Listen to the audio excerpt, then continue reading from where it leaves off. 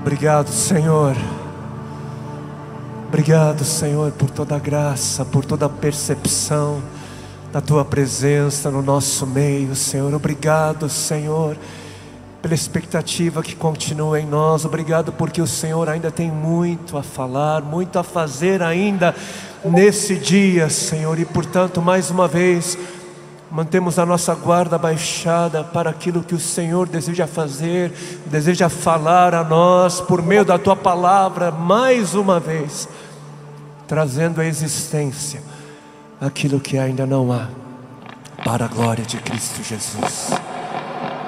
Amém, amém, amém, amém. Eu quero convidar vocês a ficarem mais à vontade e tomarem o seu assento. Tem muita coisa ainda para acontecer e por isso eu vou precisar correr aqui um pouquinho, mas ainda bem que vai ficar salvo. A mensagem vai ficar salva. Se por um acaso alguma coisa ficar pelo caminho, eu vou ficar aqui na expectativa de que os irmãos que precisarem vão acompanhar então a gravação. Amém? Quando o Douglas falou comigo desse lindo convite e falou sobre Filipenses 3:10, eu fui logo levado à impressão de que falaria sobre algo bastante central para a nossa fé. E eu quero já te convidar a acessar o texto bíblico em Filipenses capítulo 3. E eu quero ler com vocês os versículos 10 e 11.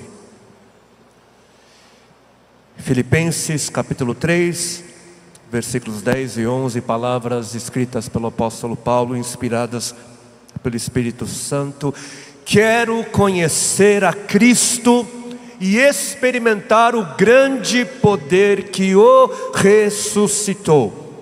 Quero sofrer com Ele, participando de sua morte, para que de alguma forma alcançar a ressurreição dos mortos. Amém? Se a gente tivesse que definir quais seriam os 3 eventos mais marcantes na história da humanidade, para nós cristãos não seria muito difícil dizer que o nascimento, a morte e a ressurreição de Cristo seriam os 3 maiores eventos da nossa história. Mas, embora os 3 eventos estejam interligados, embora eles sejam inseparáveis em importância, eu queria hoje destacar o evento que foi o grande desfecho, o grande final, que exaltou os 2 eventos que vieram antes. Deus se fez homem, nascendo homem, morreu em uma cruz, mas no 3º dia ressuscitou. E eu sei que a cruz tem um lugar de grande destaque na proclamação do Evangelho, mas a morte de cruz sem a ressurreição teria nenhum significado para nós ou para a humanidade. As boas notícias de Cristo seriam incompletas se não pregássemos sobre o grande desfecho.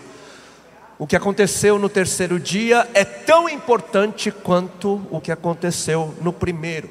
A cruz, ela só tem valor se ela perde para quem nela morreu. Só tem valor se perde para aquele que nela morreu.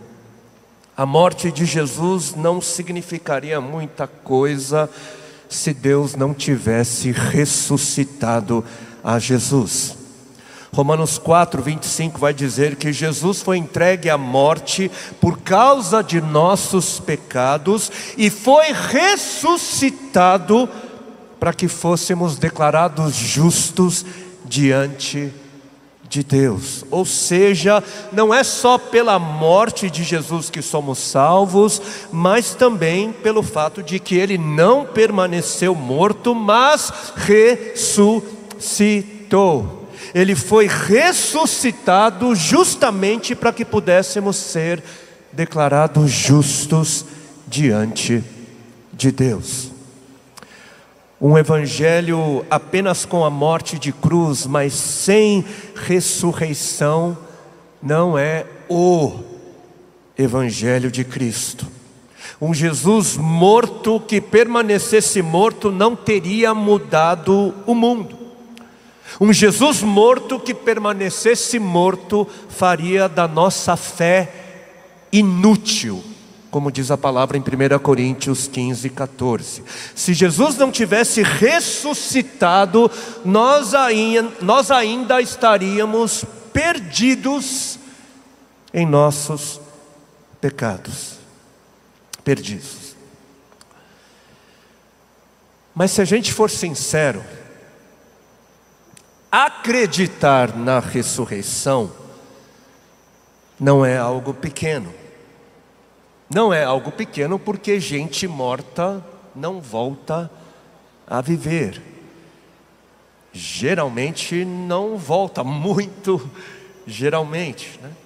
Especialmente se a pessoa, como no caso de Jesus, passou por espancamento, depois passou por um chicoteamento que muitas vezes matava, e ainda passou mais 6 horas perdendo sangue, enquanto morria de asfixia pendurado numa cruz romana. E eu tenho a impressão que tem gente, ou muita gente, que pensa que a fé cristã é uma fé que se apoia apenas na fé. Que a fé cristã encontra fundamentos apenas na fé. Como por exemplo no caso da ressurreição. Tem gente que pensa que os cristãos acreditam porque tem que acreditar e ponto. Que a única base que nós temos para acreditar na ressurreição é uma fé cega. Uma fé irracional, uma fé que não apresenta evidências.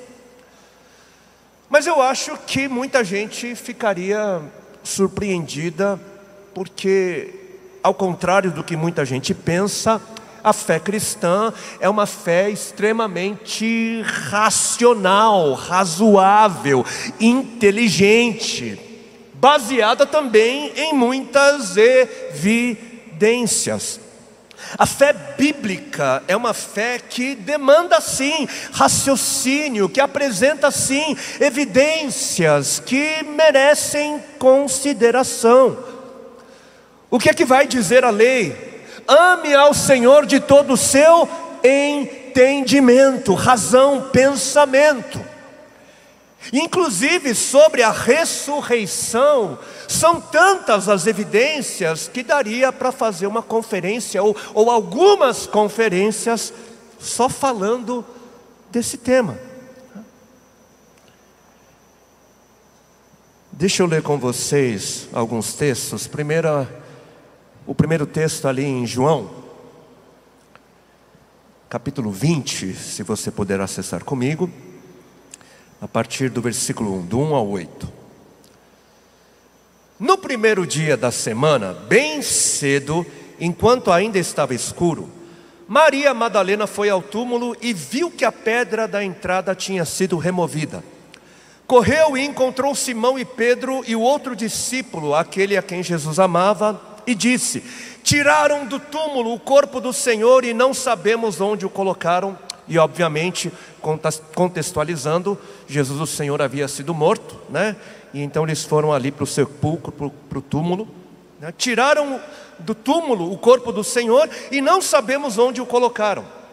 Pedro e o outro discípulo foram ao túmulo, os dois corriam, mas o outro discípulo foi mais rápido que Pedro e chegou primeiro ao túmulo, abaixou-se, olhou para dentro e viu as faixas de linho, mas não entrou. Então Simão Pedro chegou e entrou. Também viu ali as faixas de linho, e notou que o pano que cobria a cabeça de Jesus estava dobrado e colocado à parte. O discípulo que havia chegado primeiro ao túmulo também entrou, viu e creu. E creu. Então, de novo, era domingo de madrugada, o Senhor havia sido morto na sexta-feira, e Maria Madalena, que tinha ido visitar o túmulo, viu que a pedra da entrada tinha sido removida, e ela então sai correndo. Ela precisava contar para alguém, e encontrou então Pedro e João, e eles ouvindo, eles saem correndo também. João, que era mais novo, chega na frente e olha a situação, mas não entra. E Pedro chega depois, entra no túmulo e ele olha as faixas de linho e percebe que o pano que cobria Jesus estava dobrado e colocado à parte. Bom, como muita gente sabe, o Novo Testamento foi escrito em grego, e no grego a gente consegue perceber alguns detalhes a mais sobre o que aconteceu. No português a gente percebe que ambos chegam e vêm, Ambos chegam e olham para a cena. Mas no grego a gente percebe que João chegou e blepou, Ele vê a cena, ele blepou no grego e não entrou. Mas quando Pedro chegou, ele entrou no túmulo e teorel. Pedro, diferente de João, ele não blepou, mas ele teorel. E a palavra grega teorel é a palavra que dá origem à nossa palavra teoria, ou teorizar. Pedro, ele chegou no local, ele entrou no sepulcro e teorel. Ele olhou, ele viu como quem analisa, ele olhou como quem investiga, pensando, raciocinando, juntando as peças. E o que é que Pedro teorizou? O que ele estava pensando? Ladrões teriam roubado o túmulo? Teriam sido ladrões, mas ladrões roubavam o linho e as especiarias, que eram caras. Mas estava tudo ali. O pano dobrado, quem teria deixado um pano caro dobrado? Será que teriam sido outros discípulos que teriam roubado o corpo de Jesus? Mas quem pecaria contra a honra do Senhor, despindo o corpo do Senhor das faixas de linho? E ali ele teoriza, ele pensa, ele raciocina. Ele deve ter se lembrado de Lázaro, de como ele foi ressuscitado e saiu enrolado nas faixas do seu túmulo, desnorteado. E de repente ele deve ter se lembrado, ele se lembrou das palavras do Senhor: ao terceiro dia eu ressuscitarei. E só depois de juntarem as peças e passarem por um processo racional, eles creram.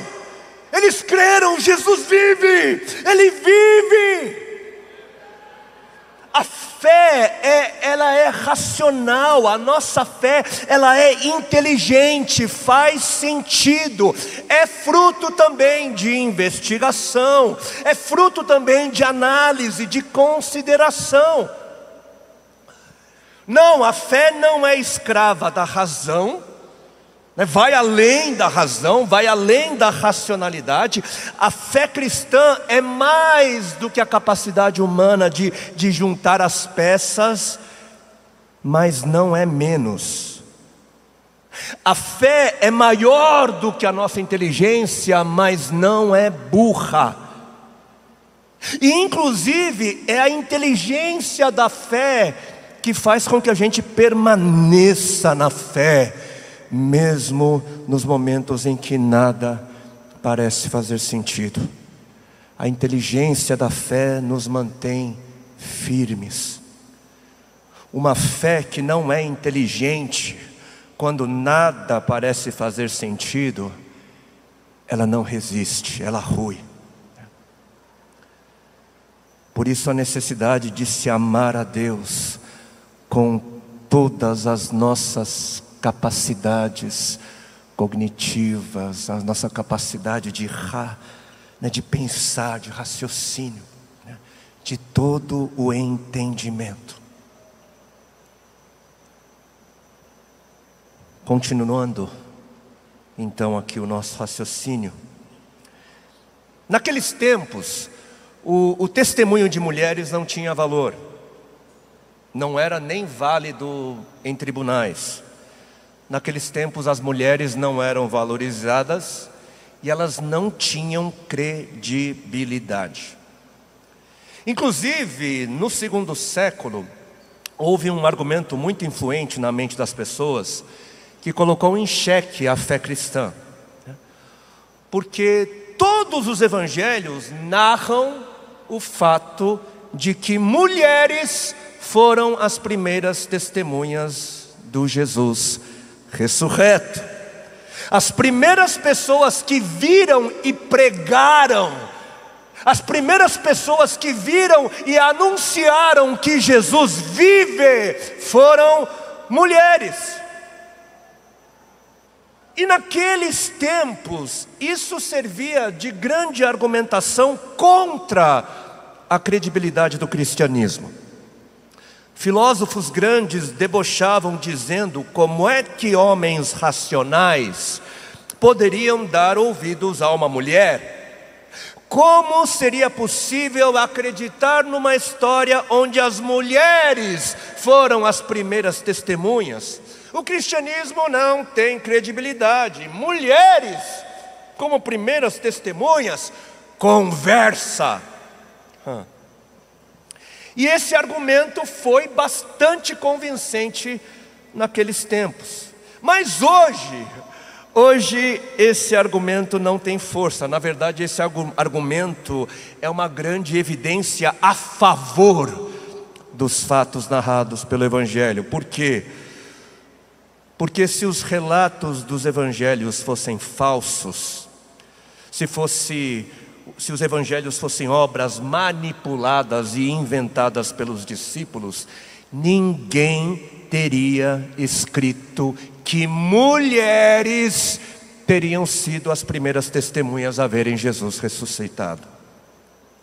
Se os autores dos evangelhos tivessem inventado uma história, se eles tivessem tentado manipular um argumento a favor da ressurreição, eles não teriam escrito que mulheres foram as primeiras a testemunhar acerca do fato de que Jesus vive.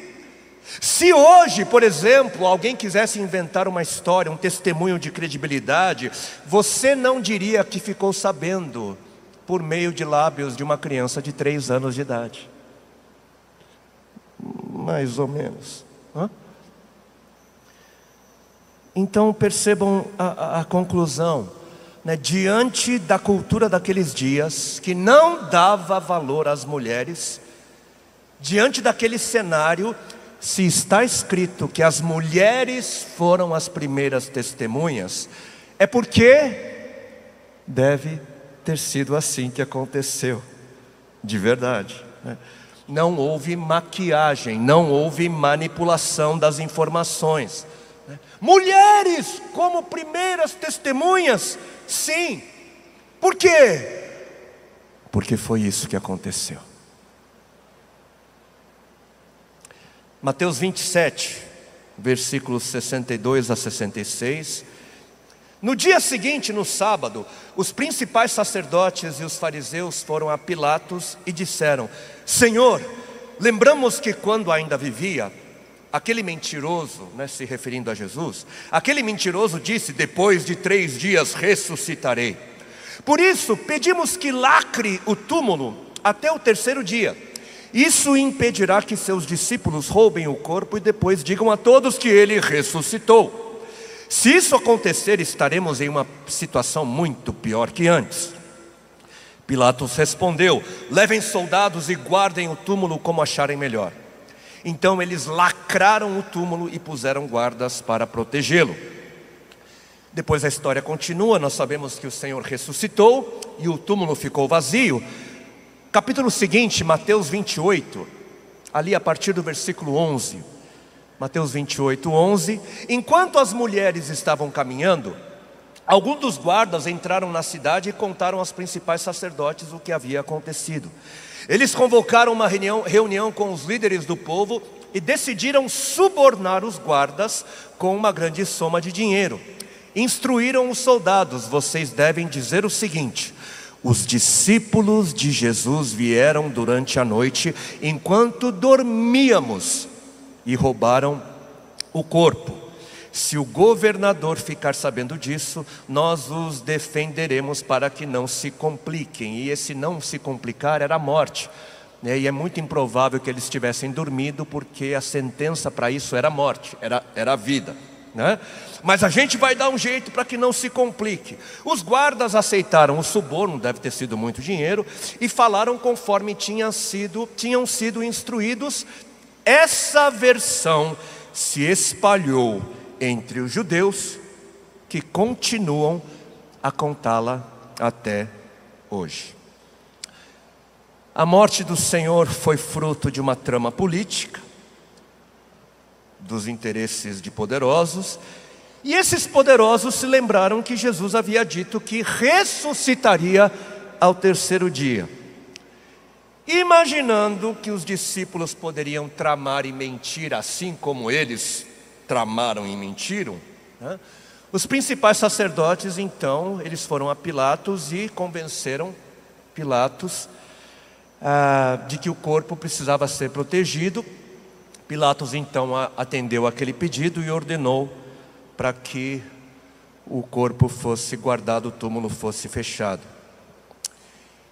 E agora, digamos que a mentira dos principais sacerdotes, digamos que foi verdade. Digamos que os discípulos de fato teriam conseguido a façanha de roubar o corpo de Jesus. Para quê? Para sustentar uma mentira, para dizer que Jesus tinha ressuscitado.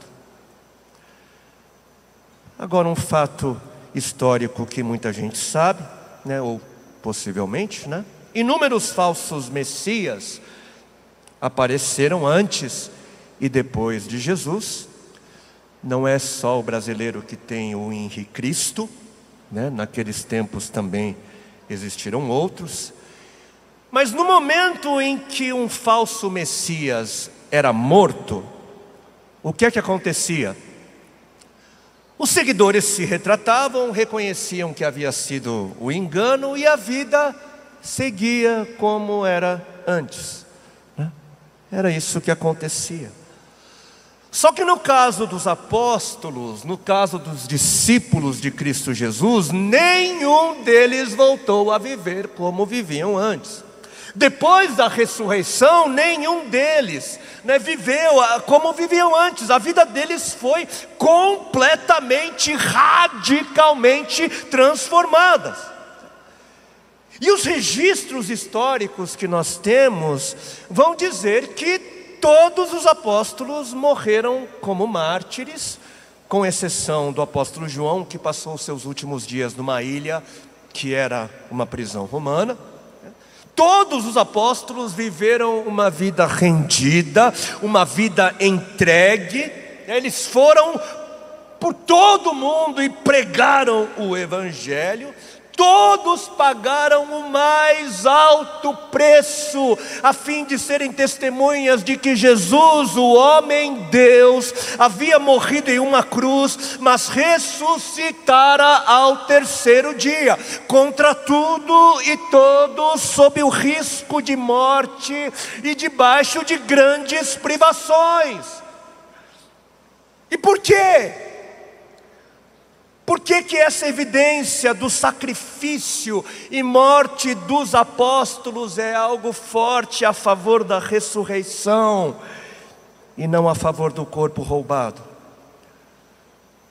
Porque se o corpo de Jesus tivesse sido roubado para que uma mentira fosse espalhada, no momento em que a mentira colocasse a vida em risco, o que é que aconteceria?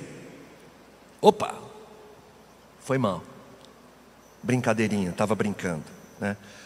A gente se enganou. Por uma verdade, talvez tenha gente que dê a vida, mas por uma mentira, ninguém dá a vida por uma mentira, sabendo que é uma mentira. E ninguém suportaria viver como os discípulos de Jesus viveram, servindo Jesus inteiramente, passando por sacrifícios e privações durante toda uma vida, sabendo que o que eles estavam vivendo era por uma mentira. Ninguém.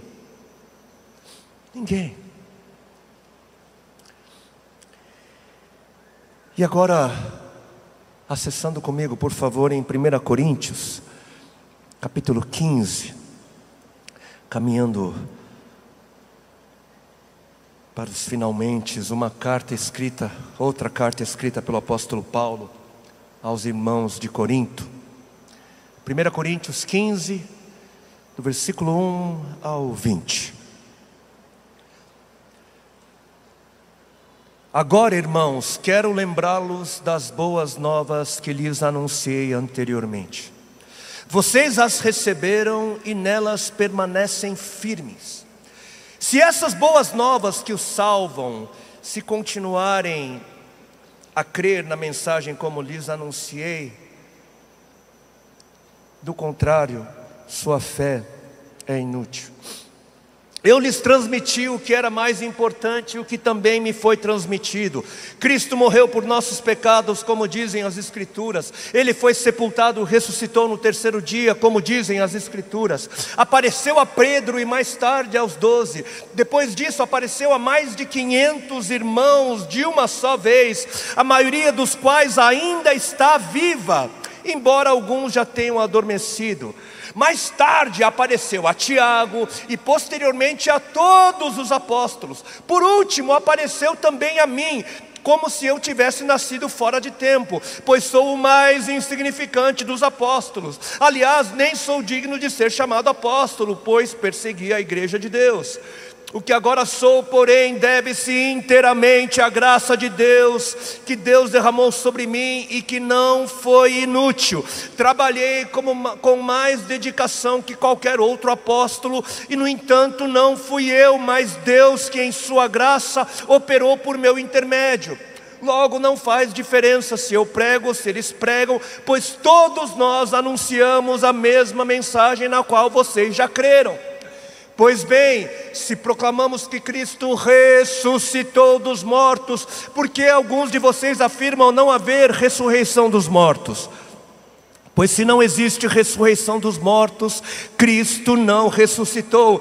E se Cristo não ressuscitou, nossa pregação é inútil, e a fé que vocês têm também é inútil.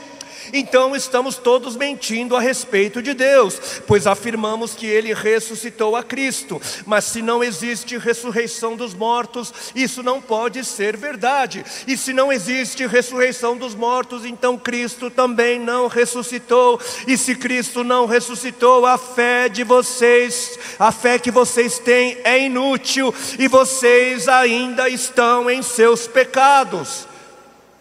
Nesse caso, todos que adormeceram, crendo em Cristo, estão perdidos. Se nossa esperança em Cristo vale apenas para esta vida, somos os mais dignos de pena em todo o mundo. Mas Cristo de fato ressuscitou dos mortos. Ele é o primeiro fruto da colheita de todos que adormeceram.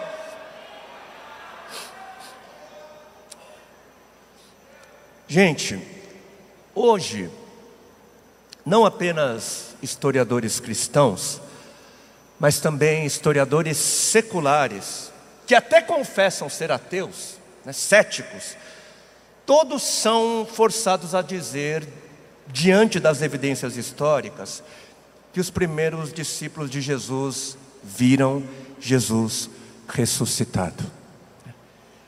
Eles admitem que existem evidências históricas para essa declaração. Os céticos, eles podem até não saber o que fazer com essas evidências, mas eles alegam que as evidências apontam para o fato de que os apóstolos viram a Jesus depois da sua morte na cruz. Ninguém que é sério consegue negar que alguma coisa aconteceu. Ninguém consegue negar que algo grandioso deve ter acontecido para que judeus fossem levados a acreditar e proclamar que um homem seria Deus, que Jesus era Deus. Porque foi isso que esses judeus passaram a confessar por onde quer que eles andavam, ali no primeiro século, que o Deus Elohim, El Shaddai, o Todo-Poderoso, Criador dos céus e da terra, era o homem Jesus.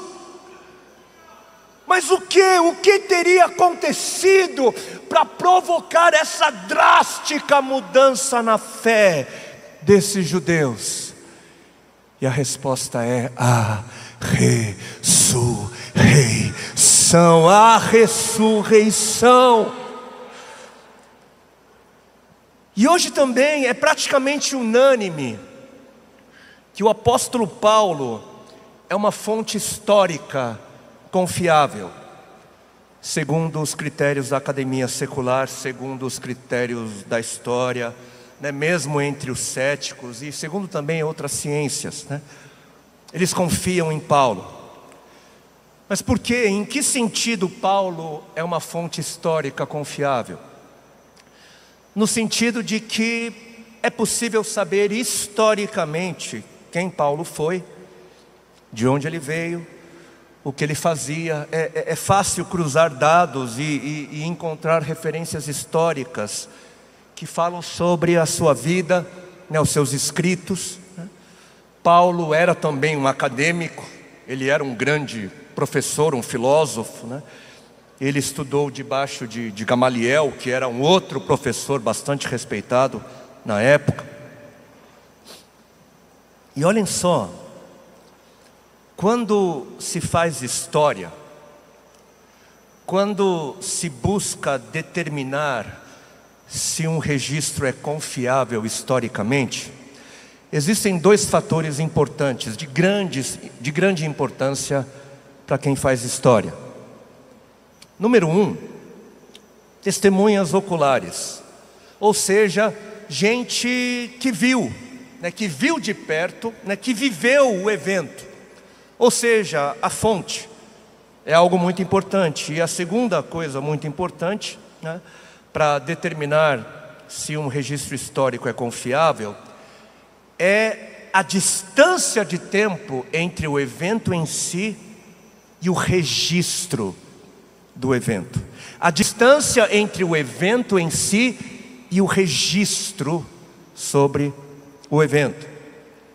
Por exemplo, se um ex-soldado decide escrever sobre os acontecimentos que ele viveu na Segunda Guerra Mundial, depois de 50 anos, a gente tem o autor, a fonte, que escreve então um relato depois de 50 anos das suas memórias, ou seja, 50 anos de distância entre o evento ou os eventos em si e o momento do registro. E diante dos critérios de quem faz história, 50 anos depois é excelente, mesmo que a maioria possa concordar que seria muito melhor ele ter escrito um ano depois, uma memória mais fresca, a gente imagina. Mas quando a gente volta para Jesus, a data mais aceita para a crucificação do Senhor é o ano 30. E a segunda data mais aceita é o ano 33. E o que a maioria dos estudiosos concorda é que essa carta que nós acabamos de ler, a primeira carta do apóstolo Paulo aos Coríntios, essa carta foi escrita entre os anos 50 e 55 depois de Cristo. Entre 50 a 55. Ou seja, o evento aconteceu, ou teria acontecido no ano 30 ou no 33, né? Jesus crucificado no ano 30 ou 33, mas o registro de 1 aos Coríntios aconteceu de 20 a 25 anos depois do acontecimento. Isso, em termos de história antiga, é algo fabuloso. Por exemplo, ninguém duvida que Alexandre o Grande existiu, uma das figuras épicas da história da humanidade. Ninguém duvida que ele foi um grande conquistador, que ele estudou debaixo de ninguém menos que Aristóteles, isso há cerca de 300 anos antes de Cristo. E sobre os escritos a respeito de Alexandre, dizem as boas línguas que eles existiram. Inclusive nos dias de Alexandre, dizem que haviam registros bem próximos, né, em termos de tempo a Alexandre, mas ninguém sabe onde esses registros estão e ninguém viu. E os registros mais confiáveis que a humanidade tem hoje sobre Alexandre foram escritos, sabe quando? De 425 a 450 anos depois da morte de Alexandre o Grande. Quase meio milênio depois. Só que no campo da história antiga, isso é até considerado um bom tempo, porque tem falta de materiais. Outro exemplo, os registros sobre Buda, né, do budismo. Os escritos têm de 600 a 800 anos de distância da morte de Buda. E ainda os próprios especialistas do budismo vão confessar que não há uma certeza, há uma diferença de pelo menos 100 anos entre as possíveis datas do nascimento de Buda. Ou seja, não é claro quando ele nasceu, ou se ele nasceu, né?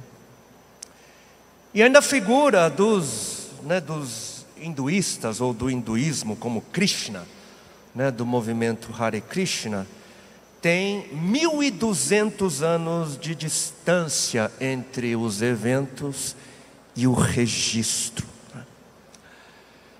E se nós voltarmos os olhos para Paulo, fonte confiável da história, que escreveu 1 Coríntios, capítulo 15, versículo 3, entre 20 a 25 anos depois da morte de Jesus, na NVT a gente lê: eu lhes transmiti o que era mais importante e o que também me foi transmitido. 1 Coríntios 15, 3. Lhes transmiti o que era mais importante e o que também me foi transmitido. Ou seja, ele ensinou o que ele aprendeu. O que me foi transmitido, eu transmiti.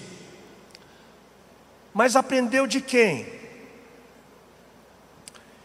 E segundo a alta crítica, Paulo, ele se converteu no caminho de Damasco, né, entre 1 a 3 anos depois da morte de Jesus.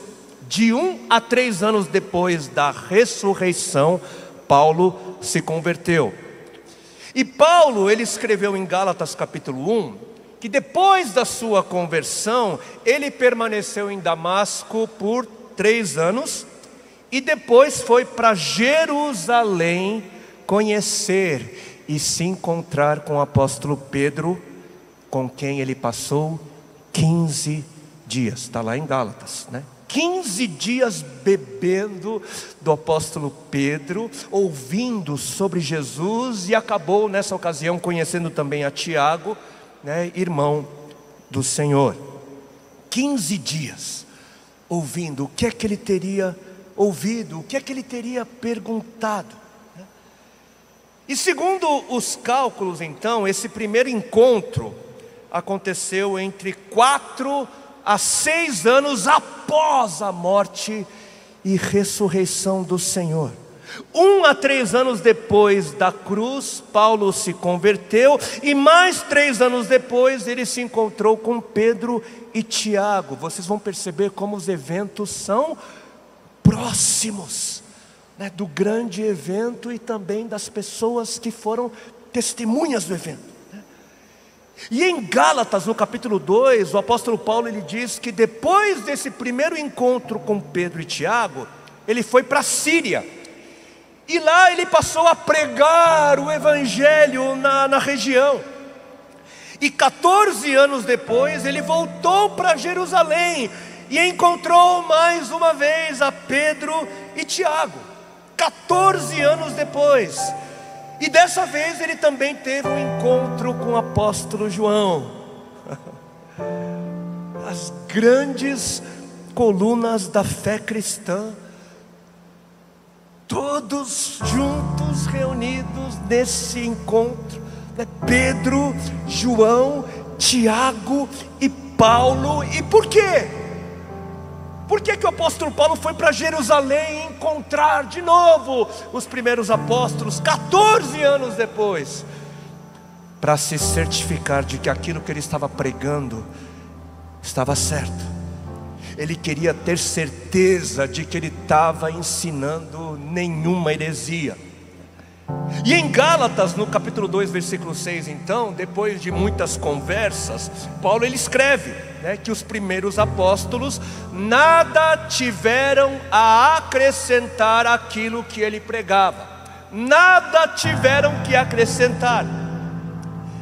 E se esse segundo grande encontro apostólico aconteceu 14 anos depois do primeiro, a gente está falando que esse encontro aconteceu entre 18 a 20 anos depois da morte e ressurreição do Senhor. Ou seja, um pouco antes de Paulo ter escrito a primeira carta aos Coríntios. Eu lhes transmiti o que era o mais importante e o que também me foi transmitido. E o que foi o mais importante? O que havia sido transmitido a ele? 1 Coríntios 15, 3 e 4. Cristo morreu por nossos pecados, como dizem as Escrituras. Ele foi sepultado e ressuscitou no terceiro dia, como dizem as Escrituras. E eu não sei se alguns aqui perceberam, mas existe uma cadência, existe um ritmo, existe uma estrutura inserida nesse breve texto que nós acabamos de ler. Cristo morreu por nossos pecados, como dizem as Escrituras. Ele foi sepultado e ressuscitou no terceiro dia, como dizem as Escrituras. No português fica um pouco diferente de novo, né? Mas no grego se percebe um ritmo. No grego se percebe uma cadência. Por quê? Por que isso? Porque naqueles tempos a maioria das pessoas não sabia ler ou escrever. Pouquíssima gente sabia ler e tinha acesso à educação. Então, para melhor transmitir e para fazer com que as boas notícias pudessem ser guardadas, memorizadas com mais facilidade, foi criado o quê? Aquilo que nós chamamos de credos. Já ouviram falar de credos, né? E o que são credos? Credos são declarações curtas, rítmicas, de fácil memorização e aprendizado. Cristo morreu por nossos pecados, como dizem as Escrituras. Ele foi sepultado e ressuscitou no terceiro dia, como dizem as Escrituras. Um credo para que até crianças pudessem memorizar e carregar nos seus corações Paulo, ele registrou um credo. E sabem qual é a data que a maioria dos estudiosos dão para esse credo de 1 Coríntios 15, 3 e 4? 6 meses ou menos depois da morte e ressurreição de Cristo Jesus. Aquilo que era o mais importante, eu recebi e lhes transmiti um material escrito há 6 meses ou menos após o evento.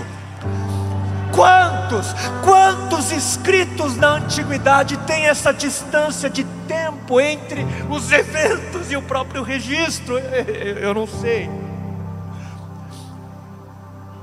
E o que foi o mais importante?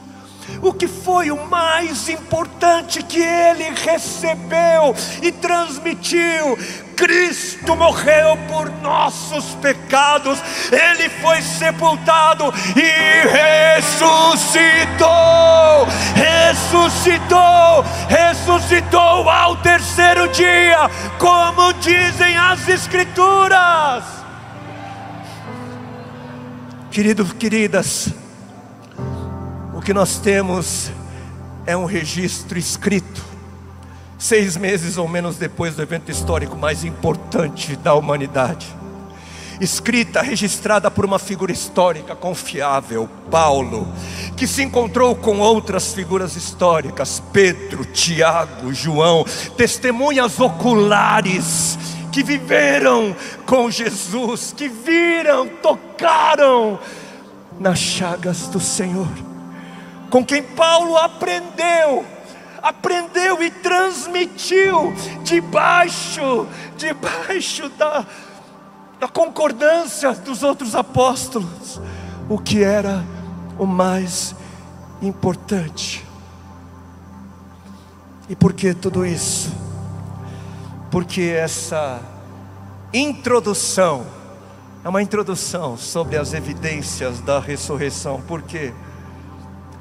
Porque nós cristãos somos levados a pregar, por causa desses registros, que a salvação é para aqueles que acreditam que estamos diante de fatos históricos.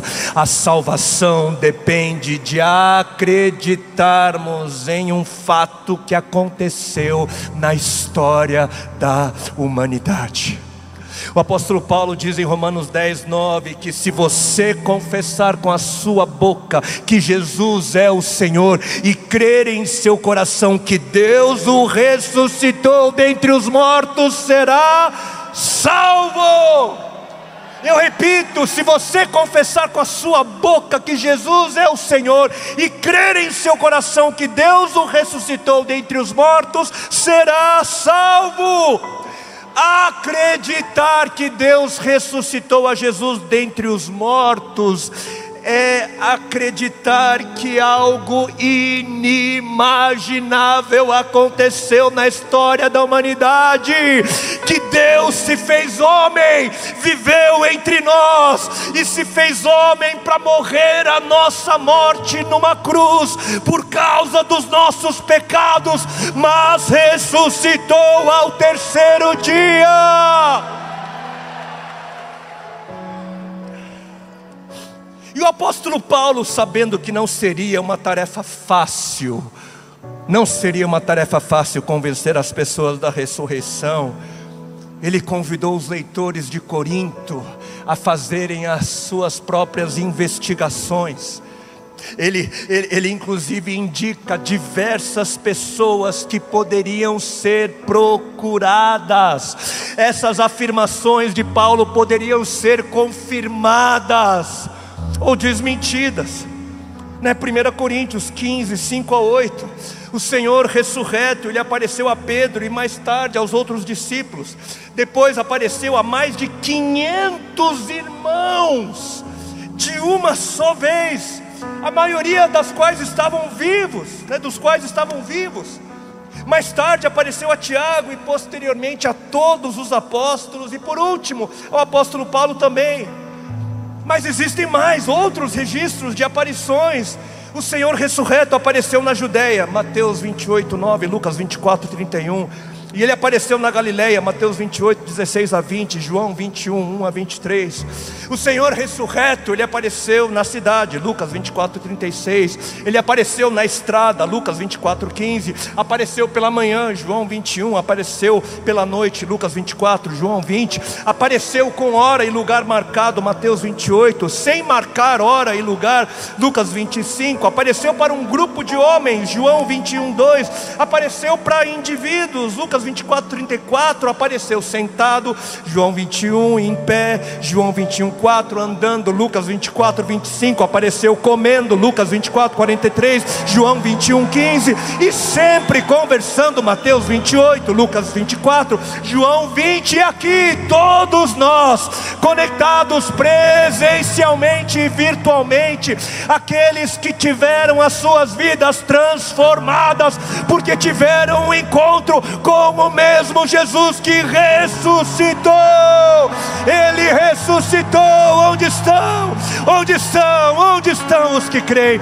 Onde estão aqueles que experimentaram e viveram tantas evidências e hoje tem fé, hoje tem a certeza, a prova de que Jesus vive, que Ele vive e confessa, Ele ressuscitou, morreu pelos nossos pecados, mas ressuscitou ao terceiro dia.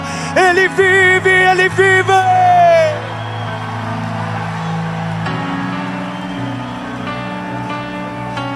E se você precisa de mais evidências, eu te convidaria a continuar buscando. Eu te convidaria a continuar vivendo em comunidade, a continuar vivendo entre aqueles que creem. Por quê?